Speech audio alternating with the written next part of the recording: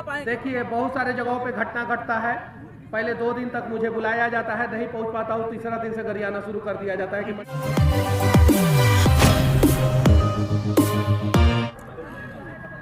ये रीगा जो है ऐतिहासिक धरती है और विनती है कि यहाँ के लोग जो है एक बार ऐतिहासिक प्रयास करके जो है रीगा चीनी मिल को बचाने का प्रयास करेंगे, विनती है।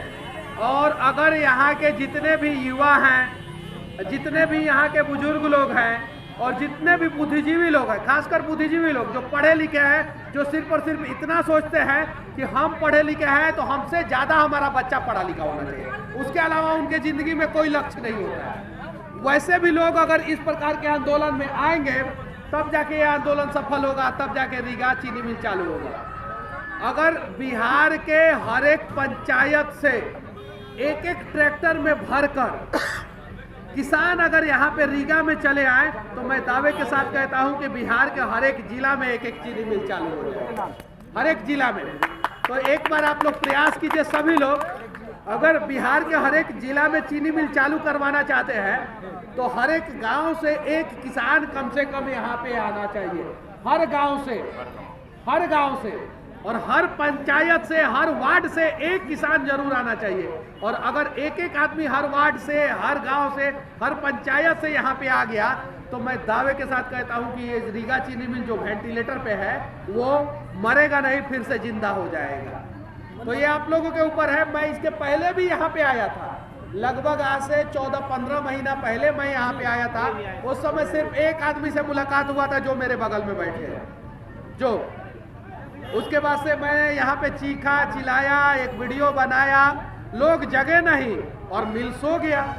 लोग अगर उसी समय जग गए होते तो आज मिल भी जगा रहता, मिल भी चल रहा होता। उस समय लोग सोचे कि का मनीष कश्यप का भाषण सुनने से ज्यादा अच्छा है मोदी जी का भाषण सुन ले। तो मोदी जी का भाषण सुनने में, नीतीश जी का भाषण सुनने में लोग रह गए। और देखिए कि बिहार का स्थिति क्या हो गया कि 4 चीनी मिल का लोहा काट के बेचा जा रहा है। और भारत का पहला ऐसा राज्य है बिहार जहां पे चीनी मिल का लोहा बेचा जा रहा है, बाकी दूसरे राज्यों में नया चीनी मिल लगाया जा रहा है।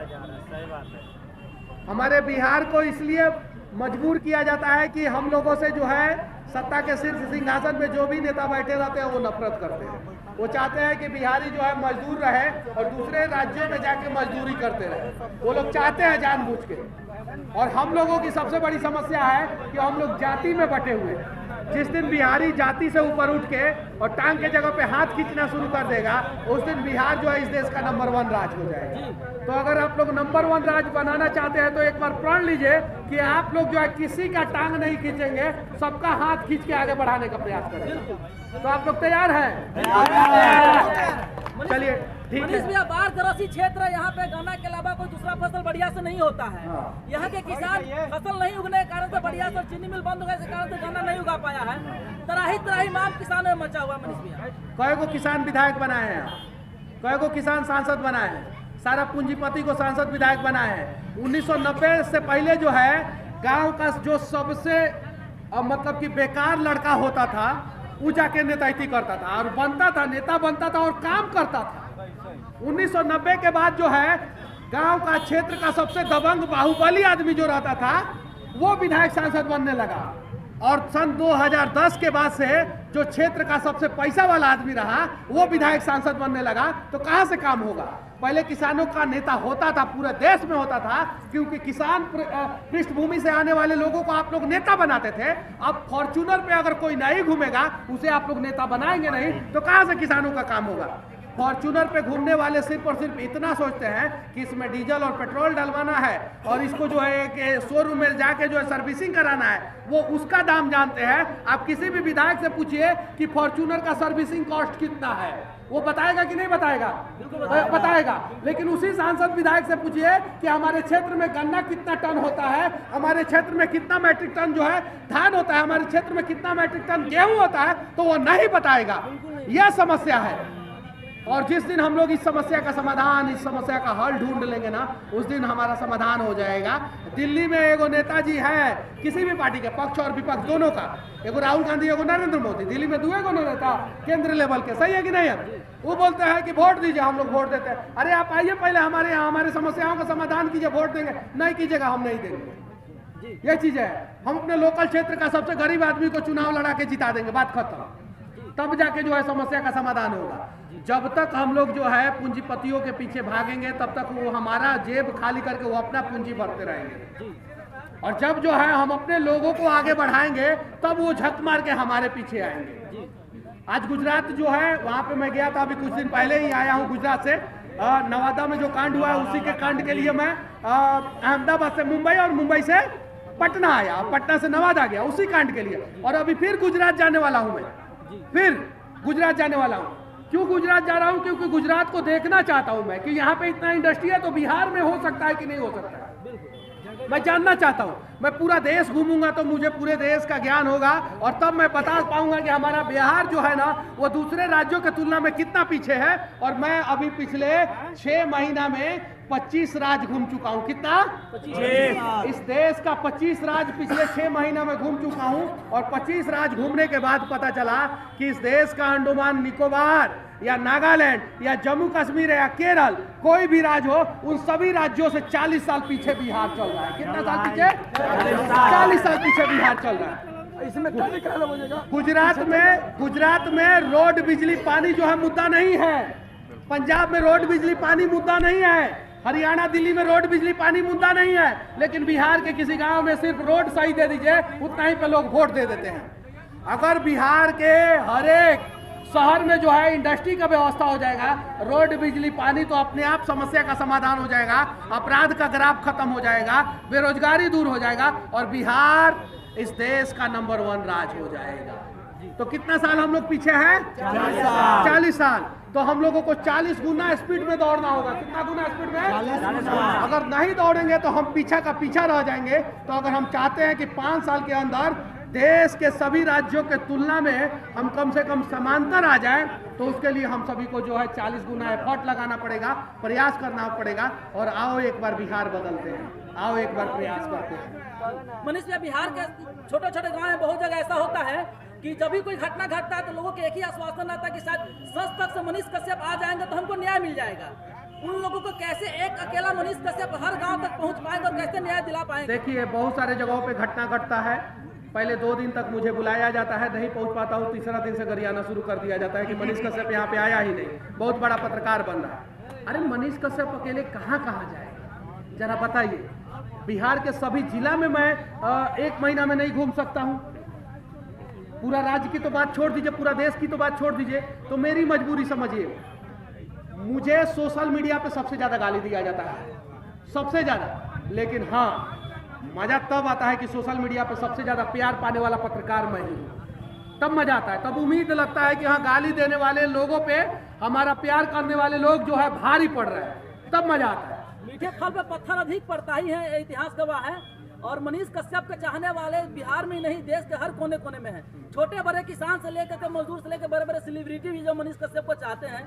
कुछ लोगों को कहने से कुछ नहीं बदल जाता है, बस यही आश्वासन आपका साथ चाहिए ताकि गांव घर में रहने वाले आप लोगों से मैं बिहार के सभी लोगों से पूछना चाहता हूँ, एक पत्रकार का नाम बता दीजिए जो स्टेट लेवल पे नाम उसका हो और बिहार में पत्रकारिता करता हो। नेशनल लेवल की तो बात ही छोड़ दीजिए, नहीं करता है, कोई नहीं करता है, कोई नहीं करता है। वो दिल्ली जाके स्टूडियो पकड़ लेता है। बिहार का, इस देश के जितने भी टॉप चैनल है उसमें टॉप रिपोर्टर बिहार के हैं। रवीश कुमार, अंजना ओम कश्यप, श्वेता सिंह, अजीत अंजुमन और भी बहुत सारे लोग है कि नहीं है। वो लोग अगर महीना में सिर्फ महीना में जितने भी बिहार के टॉप रिपोर्टर दिल्ली में बैठे हैं, वो महीना में सिर्फ और सिर्फ 24 घंटा बिहार में दे दे, बिहार के लिए दे देना, तो बिहार का बहुत बड़ा समस्या का समाधान हो जाएगा।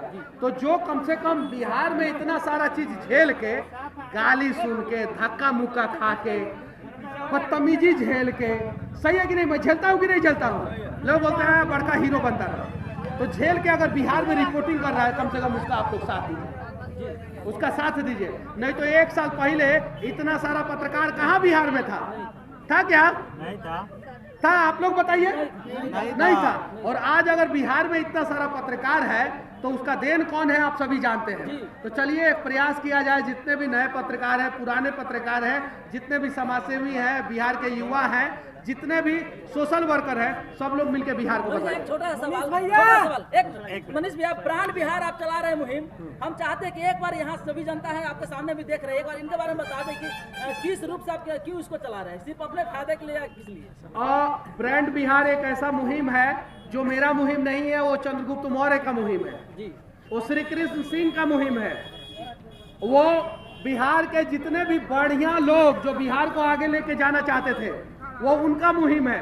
वो चंद्रगुप्त मौर्य का मुहिम, वो चाणक्य का मुहिम, वो सम्राट अशोक का मुहिम, वो श्री कृष्ण सिंह का मुहिम, वो बिहार के राजेंद्र प्रसाद का मुहिम, वो उन सभी लोगों का मुहिम है जो बिहार को चमकता हुआ देखना चाहते थे, बुलंदी पे देखना चाहते थे। उसमें मैं शामिल हूँ। मैं बस एक टी शर्ट बांटता हूँ और मेरे से जितना हो सकता है उतना बांटता हूँ। 12 करोड़ बिहारियों को तो टी शर्ट एक दिन में बांट नहीं सकता। उम्मीद है कि एक ना एक दिन बांटूंगा और एक ना एक दिन सभी को जोड़ूंगा। आप लोग भी प्रयास कीजिए बिहार को ब्रांड बनाने का और ब्रांड बिहार मुहिम सफल बनाने का। और ब्रांड बिहार मुहिम जो है ना वो मेरा नहीं है, मैं कैमरे के सामने और यहाँ पे मंच से बोल रहा हूँ। वो ब्रांड बिहार मुहिम आप सभी का है और आप सभी लोग जो है उसको सफल बना सकते हैं। और कुछ लोग बोलते हैं मनीषवा चमकने के लिए ये सब करता है। यार तो तुमको कौन रोका है? तुम भी चमक जाओ। तुमको कौन रोका है? हम चमकने के लिए मान लीजिए लोगों को मदद करते हैं। क्या करते हैं?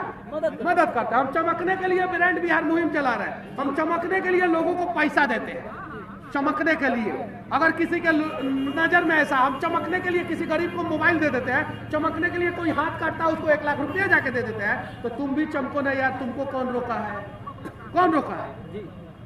तो सीतामढ़ी शिवहर की धरती से, सीतामढ़ी शिवहर की धरती से मनीष कश्यप जी के ब्रांड बिहार के लिए हम लोग शुभकामनाएं दे रहे हैं। और इस मुहिम में जहां तक संभव होगा सीतामढ़ी शिवहर में लोगों को जोड़ना है, ब्रांड बिहार से जोड़ना है।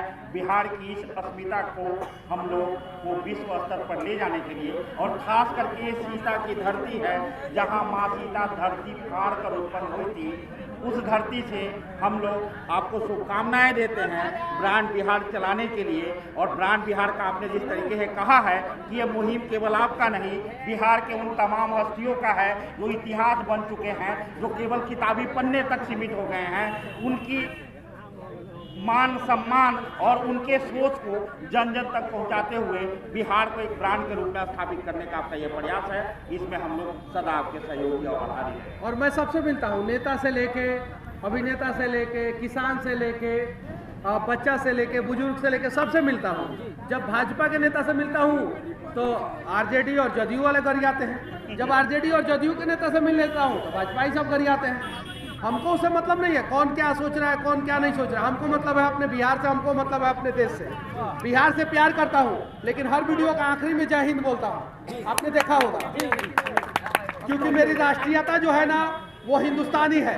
और जिस दिन हिंद का जय होगा उस दिन बिहार का भी जय होगा। लेकिन बिहार का भी जय हिंद के जय में शामिल होना चाहिए। इसलिए बिहार के लिए सबसे ज्यादा आवाज उठाता हूँ। जय हिंद।